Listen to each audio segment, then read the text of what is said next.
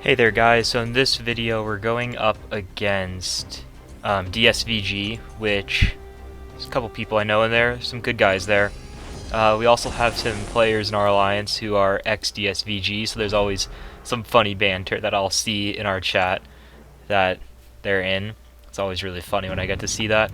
So this war, it's a pretty fun team. Doom, AA, and Nimrod, all of them get to take some fights, right, because none of those are like pre-fight champions or anything. AA again is doing the main load of my work. This first fight here is pretty simple. Obviously, like, if he gets to his SP2 and you don't block it or anything. I hate his SP1 so much, man. I'm sorry, I'm getting off track. I hate his SP1 so much, man. The way it turns the screen, it's so bad. I hate it so much. It's one of the most annoying specials to decks, even like, it's not even hard to decks, it's just annoying to decks, if that makes sense. But I assume the idea here is like, he definitely plays with 5 out of 5 Mystic Dispersion, and if you get him up to his SP2, he has some prowess, and he throws it and you're not good at dexing it, it could probably hurt. His SP2 can hurt, especially with prowess, but I was assigned Doom for this. Even if it was like Archangel for this fight, even without Horseman, just probably would have been way too fast.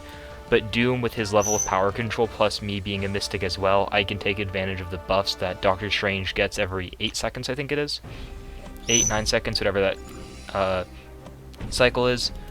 So then, here is my next fight. This is a fight, I'll be honest, I've seen this fight taken with Doom, but I needed pre-fights for my Archangel for later in the war.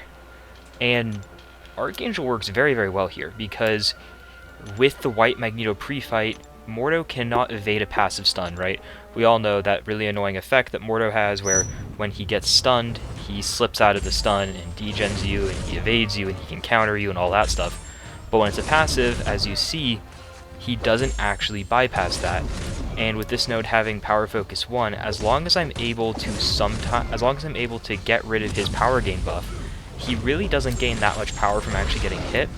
So I just have to kind of try to time it. So like right here, I did only one hit and backed off, so he would come in very aggressively. But right here, I'm dumb. He has my Neurotoxin stun, so I go in, I get evaded, and that counts as a medium. He gets a bar power, I evade his SP1, I go in, and then he evades that again, so I get 2 degens, a couple hits on me. Right here, I learned my lesson, I didn't go in on that Neurotoxin stun. Such a dumb sequence of events to force out items from me. That's not something you want to really be doing, obviously, but very, very silly mistakes by me that are very, very avoidable. But hey, learning lessons, right? Gotta learn. So here's especially where the Archangel parts of the war kick in. This Nick Fury here again, I've taken this a fair few times now.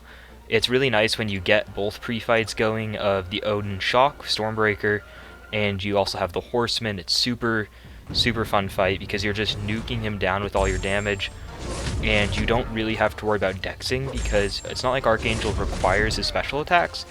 And then you're pretty, if it was a debuff, you'd heal from the shocks, and because it's not, you really don't have to take that much shock damage, because then minus 90% resistance, it's like 50 damage a tick or something. Is it even? Oh, it didn't even apply because of how many neurotoxins I have. So like, you really don't even need the pre-fight for this, it just makes it a little bit safer. This fight, this particular Nick Fury fight, I remember going pretty well. Yeah, because right here I was able to get off a really nice chain. Look at that. I did a 2 hits, I got 2 neurotoxins, and then I was able to also get 2 neurotoxins off my SP1, and the indestructible boost took care of those few hits. Didn't lose that much health for that being a rank 4 Nick Fury, I think. I'm on Path 1 here. I've been taking Path 1 a lot this season. I used to take Path 1 a lot, and then for a while I wasn't. And right now, these past couple wars, I've been getting put on Path 1 a ton.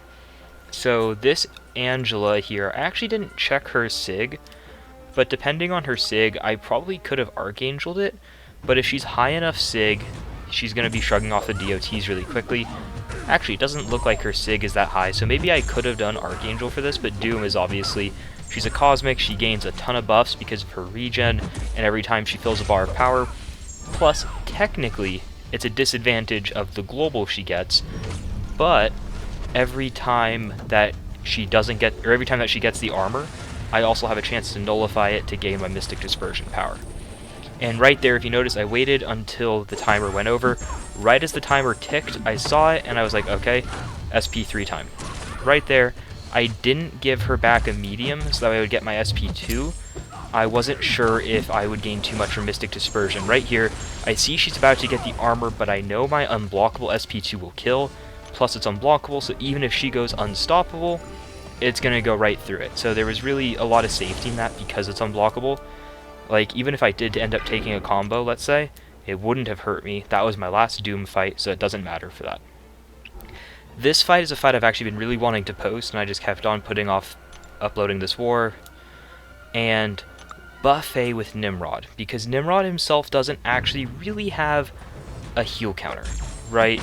He removes the heal buffs, but he doesn't have a heal block or anything. And it's not like he's nullify immune or anything. And man, I love Nimrod so much, man. Look at this. Even though every time I trigger an armor up, I'm gonna be getting, he's gonna get a heal. Look at this SP2, man. Every time I hit him, pretty much, he gains a shock almost every other time. And he's unblockable, but I know a few tricks for that. If you do a shallow dashback into a light, it kind of works like Domino and Terrax, sometimes for Terrax, where you can just like slip out of his hit and you can light attack and you bounce right into him. So it's a really nice trick if you can learn for him, because he does go unblockable. And on that note, I feel like they were trying to stop Nimrod. Because, right, like, he has buffs, so Nimrod's not going to be able to heal block him, so then he's going to go unblockable. But Nimrod just ate him up. It was absolutely insane. I really, really love Nimrod, man. It's an issue. He's such a good champion. It's crazy. Like, just tore it to pieces. The SP2 it did shred him. It put him so low. And then all the shocks from all of his regens are just doing work. So right there, I missed the opening parry, but it's fine. I would just have to watch out for his unstoppable, potentially. So right here, I just know I can't really dash back. But if you notice, I'm taking 200 on the block, but those armor breaks, actually that was a 0 I think on the block, but this armor break is healing me for 100 a tick. So as long as I keep an armor break on me, I basically heal off every block damage I take. So, Justin, thank you for healing me up this fight. I already told you that when this war happened. But again, thank you. Like, saved me a potion, you know? That indestructible boost, got that armor break, healed up right at the very end. I never really went below 100% health. That was actually really funny. I loved that fight so much, just because, yeah, I went into it, I was like, okay, I've had some Annihilus where I ate a couple hits, or the block damage was a couple. But then this time I just looked, I was like, oh wow, that was, dang. Didn't really matter. It was just it was really crazy. I got healed up from it. I have to wait for the pre-fight here. Yeah, it's from Egg. He's a legend, man. Like, I know I get to take all these fights with Archangel and stuff, but there's so many people that get put into making all these Archangel fights work. Like, I didn't bring my own Apocalypse or my own Cable and Apocalypse team this time. Someone else gave me their supercharged Apocalypse, right? Like, Apocalypse with 4 charges is insane.